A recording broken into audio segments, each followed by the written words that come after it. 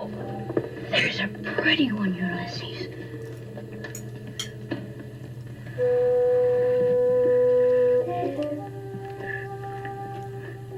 There it is. Hello, BookTube. I'm Shawn Breathes Books, and I'm back for the second episode in an ongoing series that kind of got waylaid by personal preoccupations. Sharon and Shawn Talk Books, and I'm here with Sharon Butala, the preeminent Canadian writer who has, since we last saw her on my channel, has moved to Saskatoon. So hello, Sharon Butala. Hi, Shawn. How are you? I'm great, and it's so wonderful to have you in the city. We're still doing it on Zoom because it makes the most sense in terms of the convenience. Yeah. But you're just a hop, skip, and a jump away from me. How did your move go? In practical, conventional, everyday ways, it went extremely well. In personal, intimate feelings and emotions and worries kind of way, it was a nightmare. Oh, was it? But it got done, and I had everything pretty much in place. And then the painters who were supposed to come, that deal fell through. I had waited 3 weeks before I found that out. So then I got some other painters, thanks to a relative who's kind of in the business. And once those painters arrived, which was about 2 weeks ago, everything that I had finally organized went back into indiscriminate piles in the middle of the rooms covered with plastic. So I had to start all over again. And I'm now, it's more an emotional thing than it is practical. If you don't have a husband or a person there who can say, no, that can wait. We should focus on this. Then you just sit there and kind of stare at things and think, how am I ever going to do this? So, Oh boy, can I relate to that? Yeah, moving is. I eventually adopted the rule of thumb that if a box got moved 3 times and was never opened once, it had to get rid of it. that's an excellent rule, except that Yes. I have become the repository of the family's photographs going back into the 20s and some photographs of my grandparents, even into the 19th century.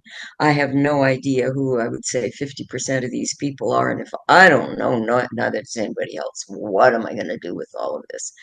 Yeah.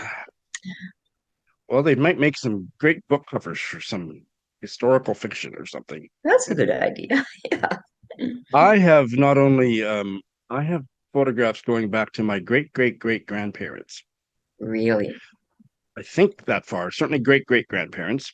But I also have I found in one photo album that I inherited a hair of my great grandfather Mooney. Good heavens. And I thought I should do a DNA test on that, see what it tells me. Yeah.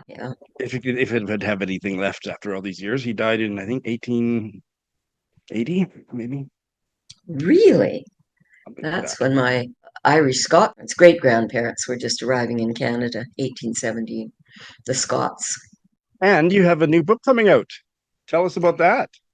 Oh, it won't be out for a year, probably September, October, a year from now, with Freehand Books in Calgary, which is a very small publisher, but has built a tremendously important reputation for itself. So I've had a couple of books published by them, and I've been refused publication by them for others. And so when they accepted this one, my agent grabbed it. It's my third memoir in the series that began in, I think it was 94, 30 years ago, called The Perfection of the Morning, An Apprenticeship in Nature. And the next one came out, I don't know, maybe 5 years ago, and it's called Where I Live Now. And those two were both shortlisted for the Governor General's Award, but somebody else always wins. I don't know what to do about that. And so this third one is called How to Breathe Water. And I'm going to be in 10 days, 84. And so you would think that I'd be writing all about this big move from Calgary to Saskatoon, my last move before I either hit the nursing home or the grave. We don't know which it'll be or when, darn it. And so the odd thing is that in summer of 21, I went on a week-long drive with a woman friend, 18 years younger than I am. And it was just a drive to Winnipeg from Calgary, where we both lived. But we made a loop south to the ranch where I had come from 15 years earlier. And then around, we made it to Winnipeg, and then we came back up through Saskatoon and back to Calgary, 7 days. I've forgotten how many kilometers, a whole lot, 3,000 or something, I don't know. Wow. And when we got back or somewhere along the way, I realized that this journey had encompassed my life from the time I was 13 years old to the very day I realized that. And I made it a frame for another memoir, probably my last. And it's a little bit about my childhood, but it's kind of about current contemporary Alberta, Saskatchewan, Manitoba, Canadian history, local history that we were driving through during the time when First Nations people were beginning to search out the graves of their children and that sort of thing. And my young adulthood, which I haven't really written about before much, except when I was 36 and went to the ranch to live for the next 33 years. It is kind of held together by a beginning dream and an ending dream, which has to do with water, both real dreams, and about some tremendously difficult traumas in my young womanhood that I haven't really written about before, which nobody is expecting for the first 100 pages to whammo. I'm telling you, it's a terrific book. Well, it sure sounds like it. Holy smokes. Yeah. Yeah. Well, I did have a discovery about my writing just recently. Listening, I read all the time like you do, and I'm thinking all the time about writing, and I'm reading about writing. And one day it suddenly occurred to me, why do I yearn for this kind of tremendous success among the readership out there, the vast readership out there, when in fact I don't write those kinds of books and never have? And less so all the time. I've just begun a novel, which I'm trying to figure out how to put together, which is about old womanhood and love affairs, youthful love affairs, womanizers, which, in a clever segue, brings us Right. to Chekhov. Wonderful. And I'll just insert parenthetically here that I recently finished reading Fury, Songs of Love and Fury, Oh, Season of Fury and Wonder. Season of Fury and Wonder, your Yeah, short story collection, which was also very much about older women looking back on their lives yeah. and in dialogue with some canonical short stories. It was wonderful, and I'm hoping that you and No, I can have a long form chat about that shortly. be fine with me if I can remember. I've written and published enough books, and I never know where I said whatever I said. I have to read my own. Ew. So yes, segue into reading. So would you like to get started with Chekhov? We haven't talked in several months about your reading, so what would you like to tell us about? Well, I think the best thing to do would be to say that I've been engaging for over 3 years now with a very learned and scholarly former professor of, among other things, English literature or literature in English. We follow each other's leads as to what we will prepare for the next Sunday afternoon. And we've been doing a lot of Chekhov. And I was not particularly interested when we started. We aren't doing the plays, we're doing just the short stories. And he wrote well over 500 of them. So the well is deep. We'll be at it a very long time unless one or the other of us gets very tired of Chekhov. I can't see that happening right now. And so I became so engrossed in Chekhov and reading criticism also that I kept reading beyond what we were reading just for our Sunday afternoon discussions. And of course, along comes you can tell me what short story it is. Of course, The Lady with the Dog used to be the lap dog, and none of us in Canada knew what the heck a lap dog was. And then it became The Lady with the Pet Dog very briefly. And recently it's become The Lady with the Dog, which, by the way, is a Pomeranian that she leads around. The interesting thing about it was that, now here's a book for your viewers, your audience, if they are at all interested in literary criticism. I cannot recommend this book highly enough. It's called Reading Chekhov, and I can't remember the subtitle. It's by Janet Malcolm, who sadly has died. She's written some of the most brilliant books about American writers. And she writes in a kind of psychotherapeutic vein, which is something that really appeals to me. I'm not a literary critic in any way, and certainly not in the traditional sense of the symbolism, the when this happened and when that happened, and the stories that came out of that period. But that's probably his most famous story of them all. Well, I And have to say I've never read it, never heard of it. oh my gosh, Shawn, what you are missing. Okay, let's back up. Chekhov and Tolstoy were friends. Not that they spent a lot of time together, but they worshipped each other.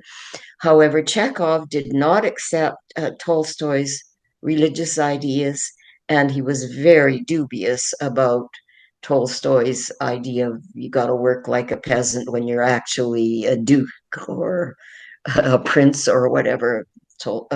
Chekhov, having been the grandson of a serf, would be very dubious, Mm-mm-mm. as am I, who am the modern equivalent of the granddaughter of a serf, of a bunch of serfs, you know.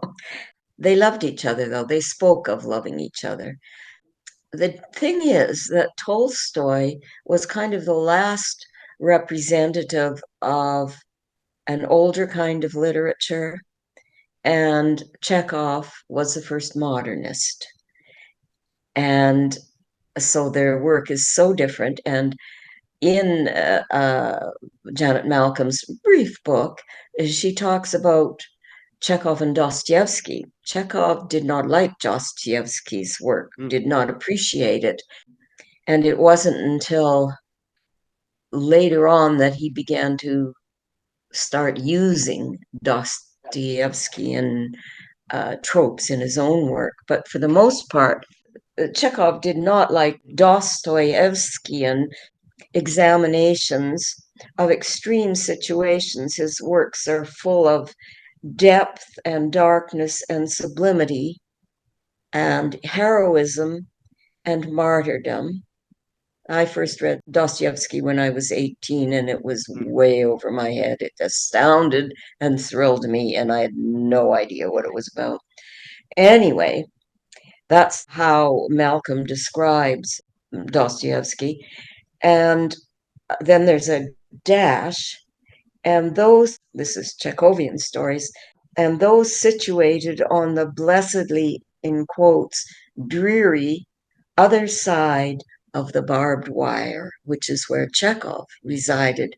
But I just remembered that was Janet Malcolm quoting the modern Russian poet Anna Akhmatova.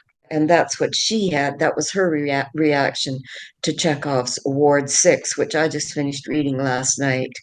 It borders on the impossible to know what the heck to say about Chekhov, because you could fill my library there with books about his work and his work. But he was the first modernist in that he did not employ scenes. Good example is maybe the best way to talk Yeah. about this. His long short story called The Duel, which is thought of as one of his great stories by some people and not by others. I personally loved it, but we have to talk about the Chekhovian character, which appears over and over again. Anyway, at the end of the duel, first of all, there are these two characters whose points of view about how to deal with the world are totally opposed. One is a cruel and heartless scientist who is, my reader friend describes him as representing evil. I wouldn't quite go that far, but I would not want him for a friend. He doesn't know how to be a friend. And the other character is the typical Chekhov guy who doesn't know what the heck he's doing most of the time, and his impulses are often to do bad things, and he never realizes how much he hurts other people or the damages he does to other people until something or other happens, and he may or may not be transformed. That's typical in Chekhov's characters, of whom the important ones are nearly always male. That's another story to talk about.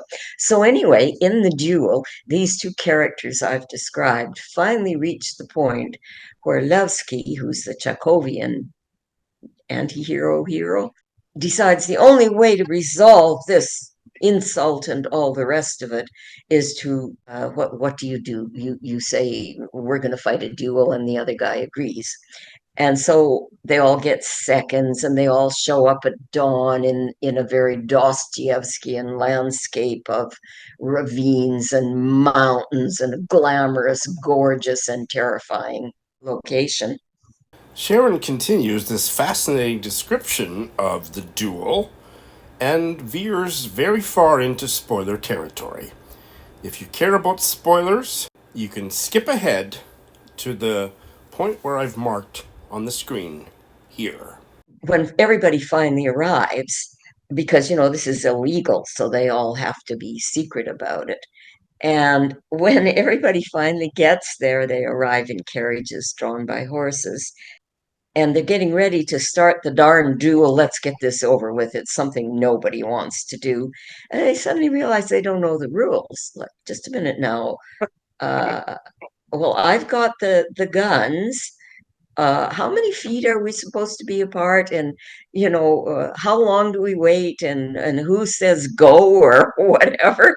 you know. How many times? How high do you count? Yeah, and it's How so many funny. steps? It's also heartbreaking. And what is a part of the traditional duel, I find out in this story, is that someone has to go up to the would-be duelists and say, are you sure you want to do this? It's not too late to stop. Can't you shake hands and walk away? Because someone's going to die. And both men, of course, cannot, being Russians, I guess, at this point, cannot possibly say that they give it up. Okay, fine, sorry I hurt your feelings, kind of thing. And so they then face each other and walk however many paces away and turn toward each other. And our anti-hero hero suddenly understands that he cannot kill this other guy whose name I can't remember. It's a short name, and fires in the air. And the only reason that he isn't killed, because the other man is quite prepared to fire and kill him and very capable of it, he won't miss.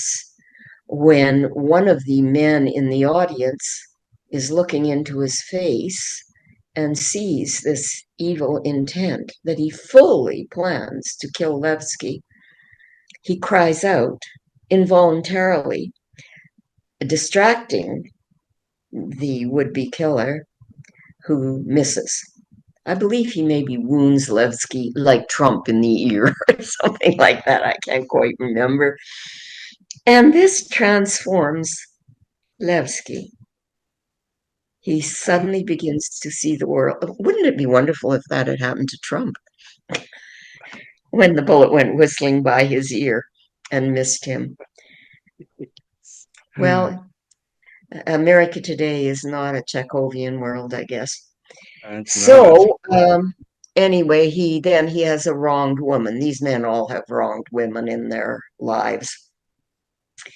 And he suddenly understands what he has done to her, and how in the entire world there is no one who cares for him and what happens to him more than she does. There's no one who cares at all. He has a very tough, wealthy mother off in the distance. He wouldn't go near her for anything. he stops being a playboy. He decides to pay his debts in a very humble way.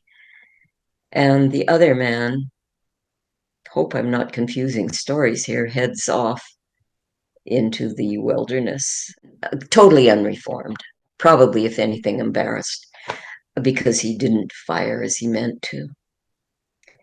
Wow. So what happens with Levsky is that Levsky is a kind of a boy man who doesn't know if he's coming or going, and he's one of the many aristocrats or semi-aristocrats who don't have to work for a living. They can beg from their parents or they have property.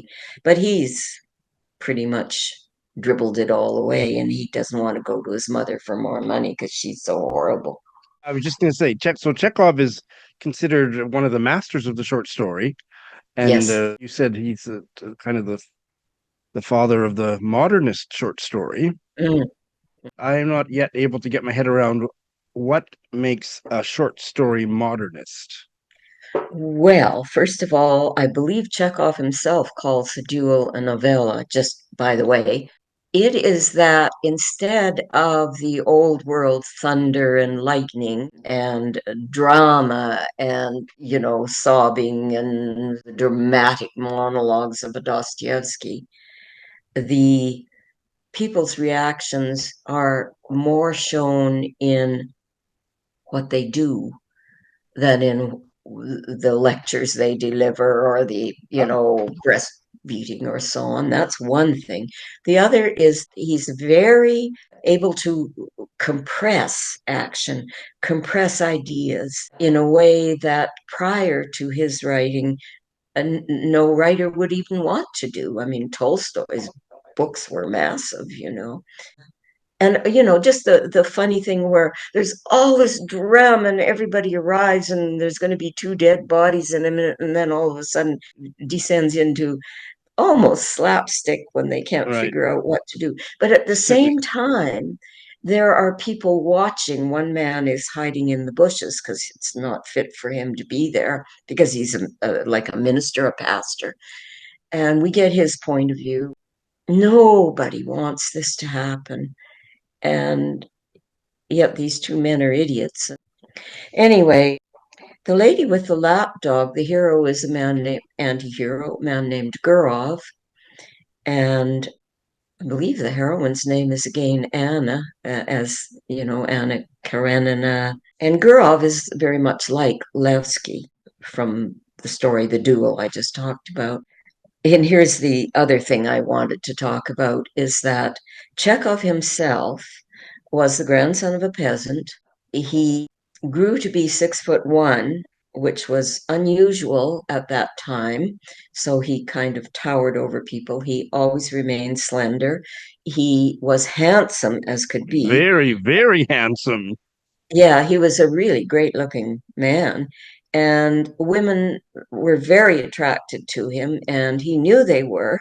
And he was a bit cold-hearted. He had affairs, affairs, affairs, and never settled down with any woman. And as soon as things got, I mean, never up to a point, and as soon as things got a little too intense, he walked away. So we would call him today a womanizer. It wasn't until 1884, I believe, and he was born in 1860, I think, when his tuberculosis appeared. And it was another 12 years before he started talking about it, 84, 96, 1896, when he was writing his great stories. He finally married 3 years before he died. He died in 1904. And critics often say he probably would not have married the woman he married any more than he had married any of the others he'd had love affairs with, except that he was weak and ill, which is frequently when men of his sort resort to women to comfort them and look after them and care for them. So, as a woman myself, married twice, what can I say? I'm familiar with the figure of the womanizer, as are many of my friends. In fact, frequently the same man. Were there a lot of Yeah, so womanizers in his fiction? yes, indeed, you're Yeah. right. Thank you for that. Levsky, for example, is living, this is from the Duel, he's living with a pretty woman whom he stole from her husband and her family and took her to a town where absolutely nothing ever happens and where she becomes more and more unhappy, and he continues to pay no attention to her and is annoyed and irritated by her, what he thinks of as whining. He takes no responsibility for what he's done to her life, as womanizers tend not to do. And I've already explained the end of that.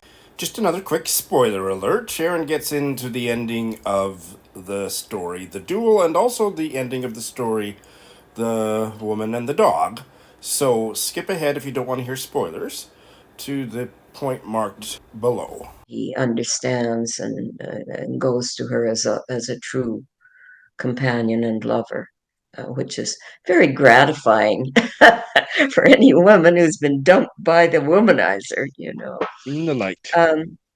But what happens that's so amazing in The Lady with the Dog is that he is a womanizer who meets this pretty, obviously well-to-do woman, and the dog is kind of the way that he gets to meet her. And they're somewhere I think they're in Yalta.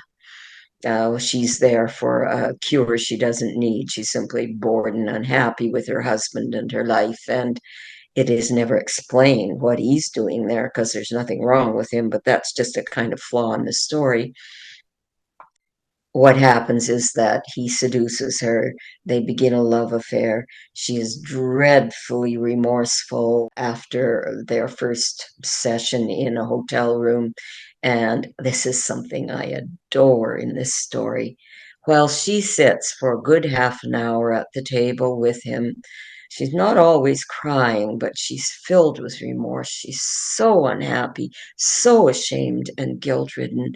He sits and devours an entire chunk of watermelon and doesn't say one word for half an hour and never speaks to her. And that is the behavior of the classic womanizer. Well, I got interested in Casanova then. So Okay. here we go. You got to hold me together, Shawn, here before I start levitating. So I read a wonderful book about Casanova. The difference between Casanova and a Chekhov figure is that he claimed, born in 1725 in Venice, that he had never left, with the exception of so and so, a woman unhappy, and no woman ever suffered over him, which is, of course, any modern woman knows, a big fat lie and denialism. And what was the difference? Well, the difference was the psychology of these two men. Chekhov was famously cold, extremely private and secretive, whereas Casanova was constantly on the run and full of vigor and joie de vivre and love, and very athletic and brilliant, an absolutely brilliant man who, if he had had a mother who loved him when he was a child, he was a genius, which cannot, well, I suppose Chekhov was a genius too, but just couldn't be more different. And yet we would today say Chekhov was an insatiable womanizer. So, of course, I got so interested in this, I started a novel. And Oh my guess who's in it? goodness. Oh, wow. Are they both in it? Well, the womanizer's definitely in it. The I'm trying to Womenizers. juggle with periods in people's lives. It's really tough. I mean, I've got about 6 pages and I'm already stumped, so I have to read more books. That's Anyway, exciting. I don't think I was really clear that Casanova was a historical figure, but he very oh much my goodness, was yes. in the 18th century. Born in Venice, 5'9". He grew to 5'9", and he was a tall man in those days in that place. And he speaks of it often, that he could look over people's heads. I guess he was not particularly good looking, but he had such energy and such brilliance, and he was an extraordinary character. Wow. Ah, okay. What else? I could say lots more things about Chekhov, but all I can say I is don't. read Chekhov. Yeah. I have a blue book of selected stories by him that I haven't gotten to, and I bet some of the stories you're telling us about are in there. So, One of the things that happened to me was I wrote a novel during COVID about COVID, and I shipped it off to my agent, and she said, no COVID novels. None of the publishers will touch novels about COVID. And I thought, how absurd is that? But recently I said to my agent when COVID was over, okay, will you send my novel off now? And my first publisher said, we just don't do this kind of books because somebody gets murdered, there's a drug trade in it and stuff like that. Although what it really is the story of a Chekhovian character, a boy who never grew up and through all these things has to come to terms with the damage he's done in the world huh. and with his own growing up. But nobody sees that, so I must be a terrible writer. Anyway, so from there we went from smaller publishers, smaller publishers, smaller publishers, till we got to the smallest publisher in the universe who has not even replied. Oh my God, I'm a failure. So the New I, Yorker at that time, it's kind of hilarious, I mean, it is totally hilarious. Anyway, New Yorker at that time, I'm a subscriber, but I tend not to read very much of it because I have to go to my office and open the drawer and find my password. So I just read what I get online automatically. And yeah. there was a list of 7 COVID novels because COVID's over. And I ordered them from the library and read all 7 because I wanted to know what the heck people were saying. Writers were saying, I'm going to read the list. Our Country Friends by Gary Shteyngart, American writer, very highly thought of. The Sentence by Louise Erdrich, I don't need to say who she is. The Vulnerables by Sigrid Nunez. She's the one who wrote about Susan Susan Sontag and Sontag. was her great friend. Day by Michael Cunningham, who wrote The Hours, won the Pulitzer for it. August Blue by Deborah Levy. Well, I didn't know anything about her work. The Limits by Nell Freudenberger, who's a very well known and highly thought of youngish American writer. She's still in her 40s, I think. And Blue Ruin by Hari Kunzru. So I read them Mm-hmm. all. Wow. And when I was done, I thought, most of these are American writers. Hari Kunzru isn't, but he lives in the US now. That's right. Um, and I said to my friends, I read all of these novels one after the other, and I have to say that I do not think like any of these characters. I don't know what they're talking about quite often, and they react and behave in their lives because they're all taking place now in a way that I don't know anybody who acts like that. I'm a Canadian. We are not Americans, despite what most of Europe seems to think. And that baffled me and upset me Huh. because I thought, why is that? And then I thought more, well, most of these characters, if they are not themselves from the American white middle to upper middle class elites, that is, people with East Coast educations and inherited money or positions which give them a lot of money, or they're closely connected to fictional Elon Musks and, the people with vast amounts of money. So, in a number of these novels, these elitist people are rescued by somebody being a good friend of a super wealthy human being who is not even living in his vast estate in the Adirondacks or no, Amagan, a set. I can't pronounce it. And I've never been there, but American East Coast, where very many Okay. wealthy people live. And so they all go en masse, and they're a whole mixture of different kinds of people, artists, wealthy .com entrepreneurs. In one of these books, I can't even remember which one, it might be Gary Shteyngart. novel. There's a famous actor who isn't even named who shows up and everybody goes gaga because he's so gorgeous.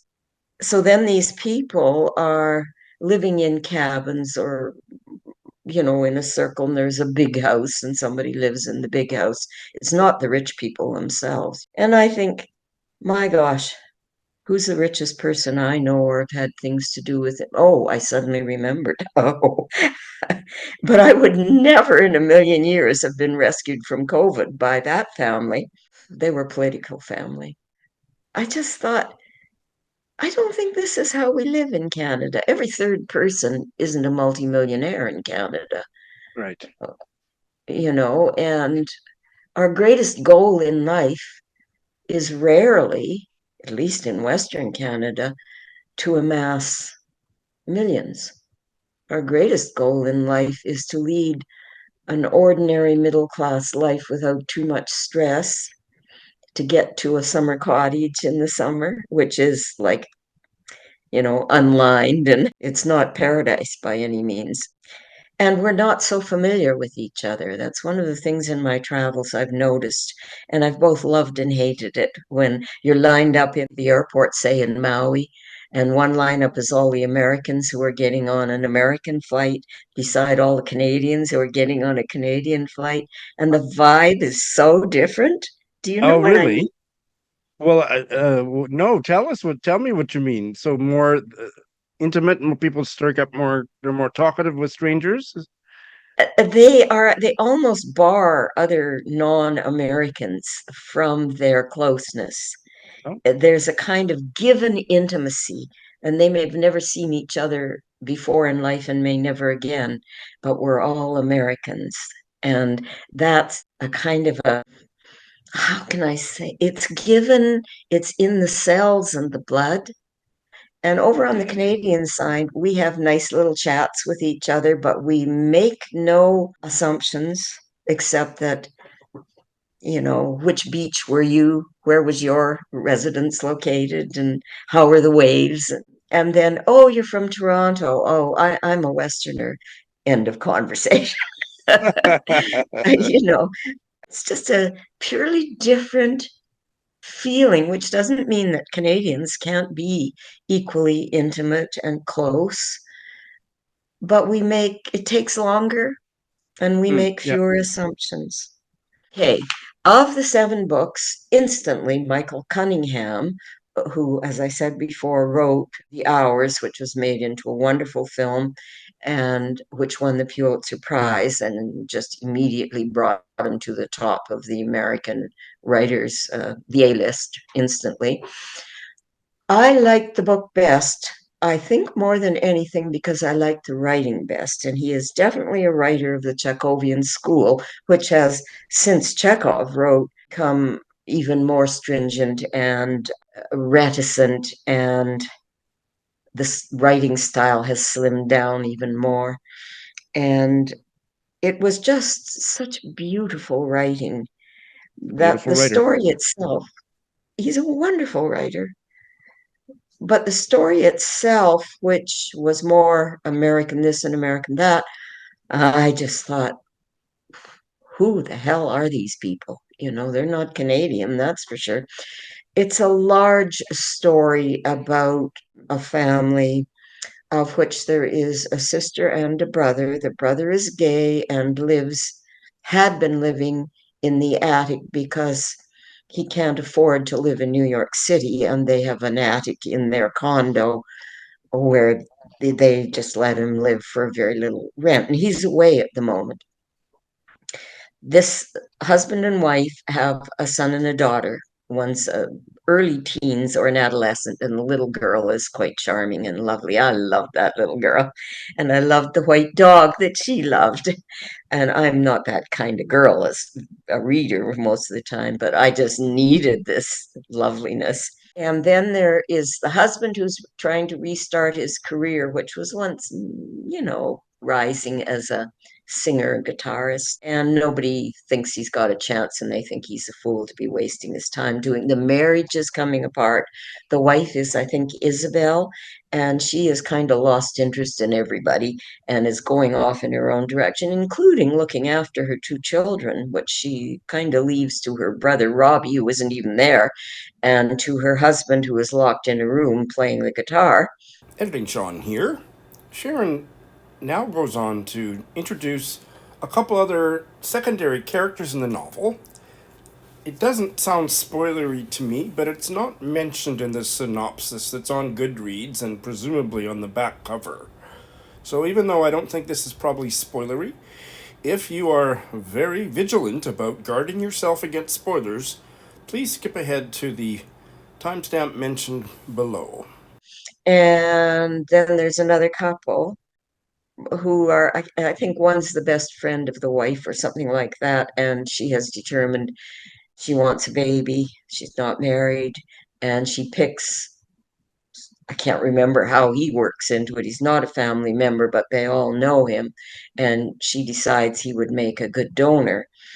And but the rule is that he agrees to impregnate her and then back off and never be seen again. And he Ah, agrees to that. But when the novel opens, he's suddenly in love with his baby. And the woman in question won't let him near the baby. They negotiate a teeny little glimpse of the baby. And he's totally besotted. I think he's the one who writes to imaginary friends on Instagram. And this runs through the whole story. Well, I didn't love the novel. I loved the writing. It was wonderful. So I picked it as my favorite of the whole bunch. well, and I haven't read Michael Cunningham's Day. I very much want to. He is one of my favorite writers. I Mm, loved him even before he won the Pulitzer for The Hours, which I love The Hours, mhm. but it was his almost his debut. His debut novel he has disowned. So Really? he regularly, whenever he sees a copy in a used bookstore, he buys it and destroys it, and he will not answer questions about it in interviews. The debut that he will talk about is one of my favorite gay novels of all time, A Home at the End of the World. And that was a very important Oh, book to me. Yeah, and I've enjoyed others of his too. So yeah, he's a I know special the writer to title, me. but I haven't read it. Yeah, I wonder But what it you think of sounds to it. me like something I need to read.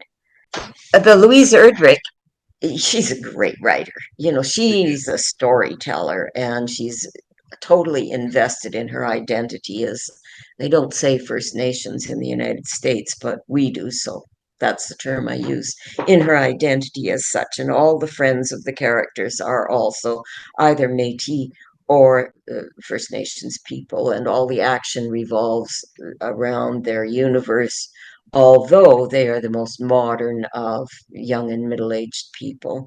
And this is set indeed in the COVID crisis when the bookstore actually starts to boom and they work day and night in a cataloging, mailing books out to people away. And there's a ghost, and there's some First Nations medicine, we used to say. So that fascinates me, of course. I love it.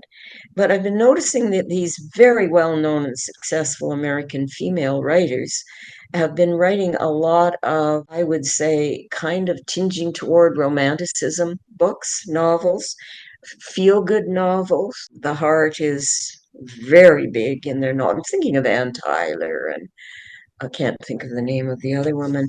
And this one leans in that direction. And my feeling is that it doesn't really have the bite of some of her other novels. And she does, First Nations politics play a huge role in it. And to tell you the truth, I don't like her characters. They're all very hard edge, tough as nails. You'd think I would, wouldn't you? Well, I But loved the main character. I've forgotten her name. What was her name? I don't remember it either. Well, what did you think of the book? I loved it, and I it was my top read of whatever year I was. I read it about 3 years ago, Mm, and I loved the blend of politics and personal. because I find that that's really hard to pull off in a way Yeah. that's satisfying for me as a reader, and I did find the blend really satisfying. I loved what's her name, Blinky or something. What the heck is her name? I did it on audio, and I think that also influenced how much I loved it because it was particularly good Oh, audio. yeah, I suppose. Yeah. Makes a Yeah, difference. sometimes some for better or worse. The COVID part of it, I thought was well done, but maybe not what I took away from it as much as other parts of it. And there you have hit on the very thing. These novels are really not about COVID at all, are they? It's just an excuse to isolate them. Tuki, Tookie, cookie, but That's right. Yeah. Tuki. I think it's pronounced Tuki.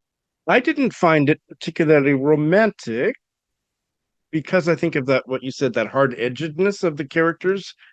There was love there, but it was beautiful in a hard-edged way. Like it wasn't Yeah.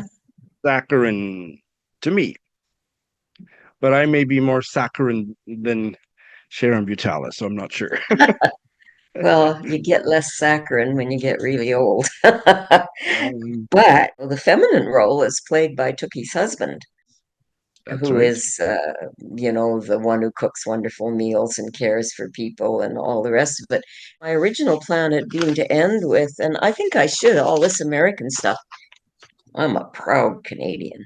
Carrie Clare is the author's name. Title is Asking for a Friend. She's an Ontario writer. For years, she had, in fact, I looked it up this morning, she still does have a blog called Pickle Me This, which she's a very clever woman. She's not very old. I mean, I would bet she's still in her, at the most, her 40s. And I was not too many years ago, I was invited to the Toronto Public Library's famous big fundraising dinner. And somewhere down in the 400 people who were there, Carrie Clare was at one of the tables, but the table I was at, I couldn't leave to go and meet her. I was dying to. She probably wouldn't have remembered me. Anyway, the reason I even knew about her was because of her blog. One of my books came out, and she wrote a review that I thought was so spot on about my book that I sent her a message saying, you ought to be reviewing for the New Yorker. And she said, "You're right, I should." She's really a lovely human being. So she hadn't published novels then. This Asking for a Friend is her third novel, and it just came out last year. And my problem with it, even though these characters do not baffle me, is that they're so young compared to me that I have a kind of an automatic level of who cares, I went through that, it's over and done with. So what happens is there are two characters. One is named Jess and the other is named Claire, who meet when they are in their late teens, and Jess is the innocent, and Claire has spent 2 years traveling all over the world and is quite without belongings and fearless and very experienced and so on. And over the years, these two women became intimate friends. They become the best friends in their lives. And the novel takes them through until their children it's 20 years long of time through it. So they're in their 40s, and Jess, well, I shouldn't give away too much of the plot. So they're at various periods in their lives, their situations reverse. It's a very much an Ontario book, I think. Very much Yeah. focused on female friendships, right? Yes, and female Yeah, friendships. And friendships. I Yeah. will say that early on in the novel, when Jess begins to have children, or I think she's the first one, I can't remember exactly.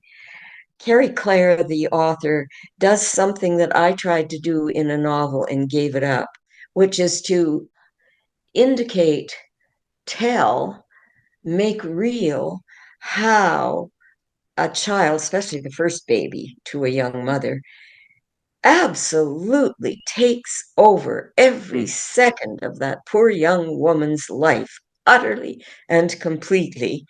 And at least in part because North Americans no longer we live in nuclear families, and that means the mother is just, nobody is there to take over because the husbands are mostly out earning a living, or sometimes don't know what the hell they're doing when it comes to a baby and are kind of keen never to learn, although I think that that has improved in this era from what I see.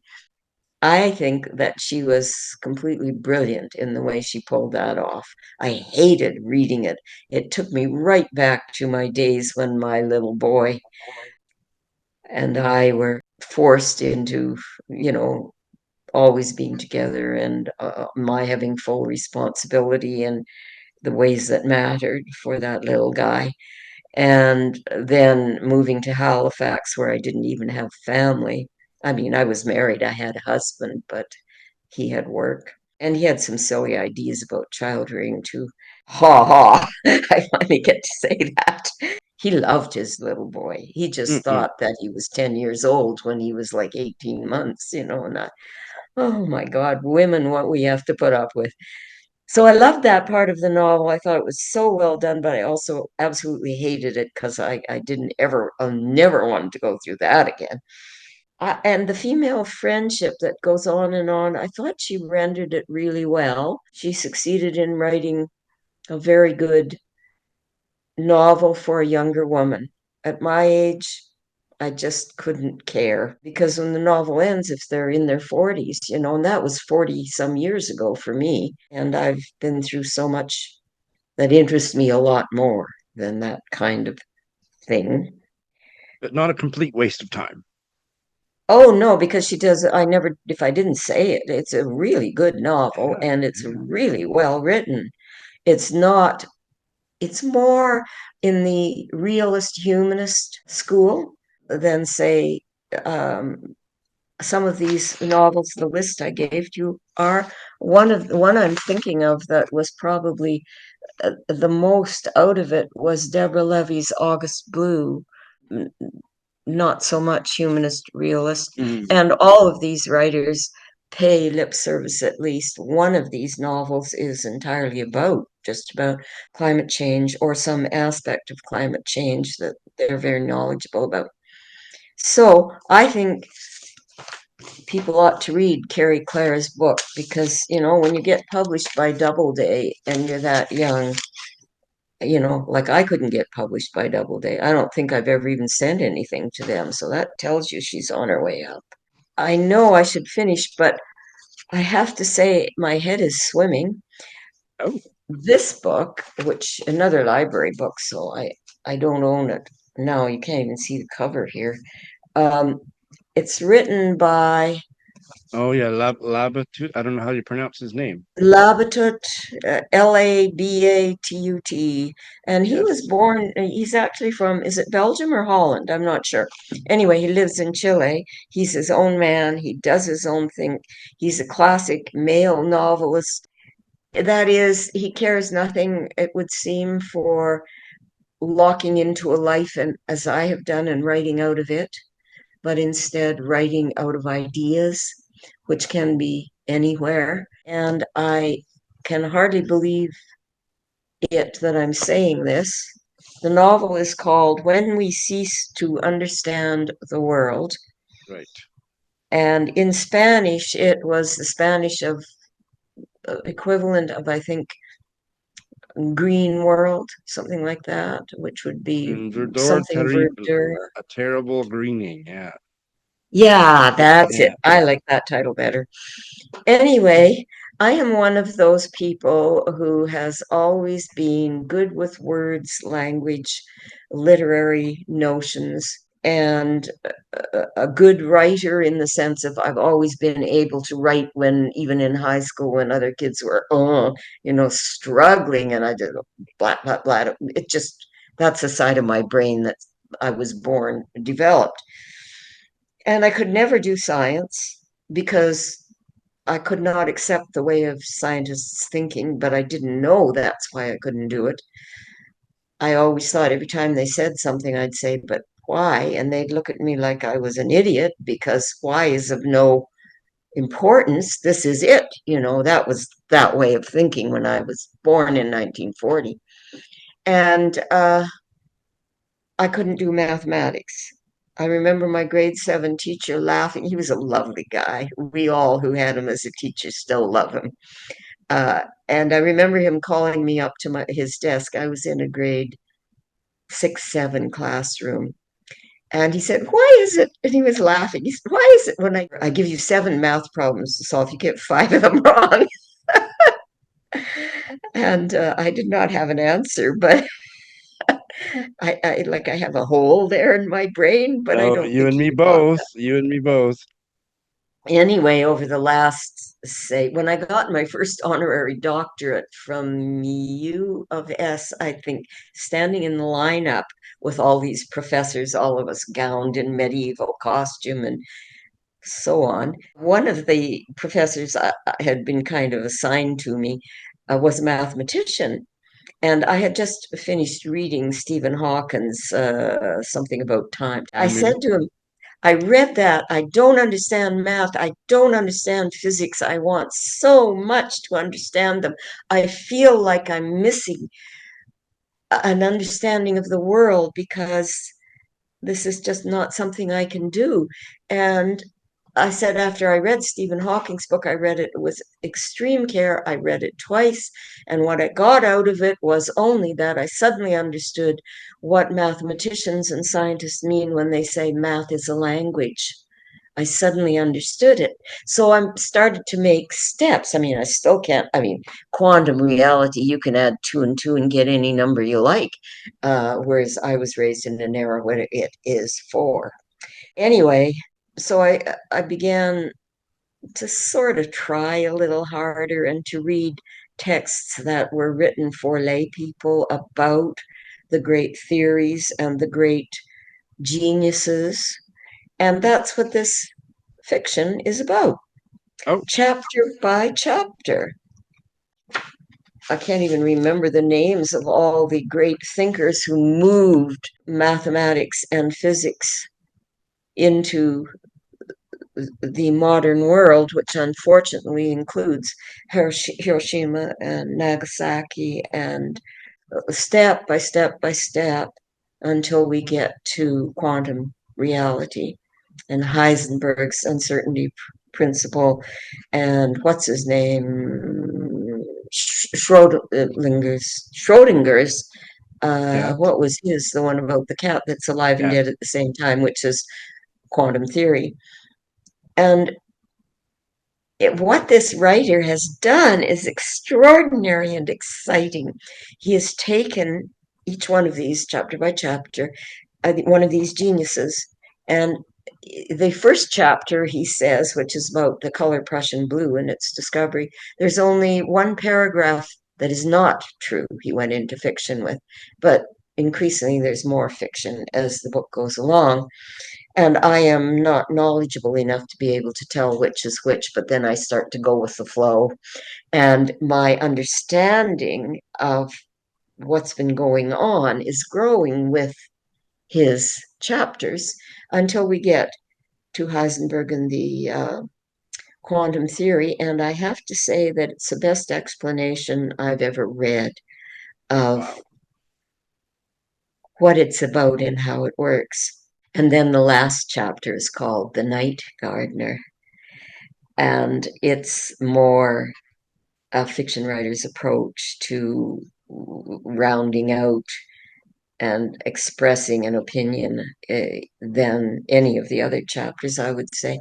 And when you're done with it, you're shaken, as I am, and thrilled because of my degree of understanding I couldn't reach prior to it, and also horrified, as is Benjamin Labattut, at what these geniuses have wrought in the world.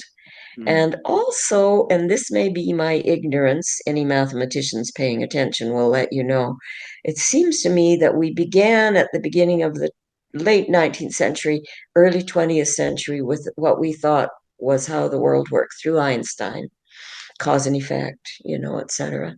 And we wound up in the 21st century right back in ignorance, mired in ignorance. Oh my God, it's extraordinary. So, Sharon, this was another rousing episode of Sharon and Shawn Talk Books, and we won't leave it so long before we do this again, I hope, and hear what you get up to next time. Thank you so much. Oh, thank you. It's been a great pleasure.